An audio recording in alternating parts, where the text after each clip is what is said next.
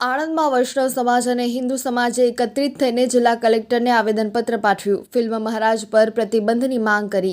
108 તૃતીય ગૃહ પીઠાધીશ્વર ડોક્ટર વાગીશકુમારજીની આજ્ઞા અનુસાર આજે આણંદ શહેર તથા આસપાસના ગામોથી મોટી સંખ્યામાં ઉપસ્થિત રહેલા વૈષ્ણવો દ્વારા મહારાજ ફિલ્મનો વિરોધ કરી ઉગ્ર આક્રોશ વ્યક્ત કરવામાં આવ્યો હતો. તેમજ દ્વારકાધીશ બેઠક મંદિરના નેજા હેઠળ આણંદ જિલ્લા અધિક નિવાસી કલેક્ટરને આવેદનપત્ર આપવામાં આવ્યું છે. જિલ્લા કલેક્ટરને સંબોધીને આપવામાં આવેલા આવેદનપત્રમાં જણાવ્યું છે કે નેટફ્લિક્સના OTT પ્લેટફોર્મ પર રિલીઝ થવા તૈયાર ફિલ્મ મહારાજ જે યશરાજ કંપની દ્વારા પ્રસારિત થવાની છે.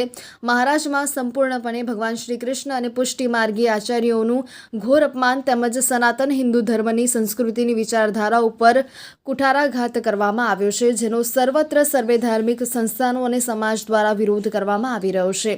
આ વિવાદિત ફિલ્મને રિલીઝ થતાં રોકવી જોઈએ, કારણ કે સનાતન ધર્મનું અપમાન હિન્દુઓને સ્વીકાર્ય હોય જ નહીં.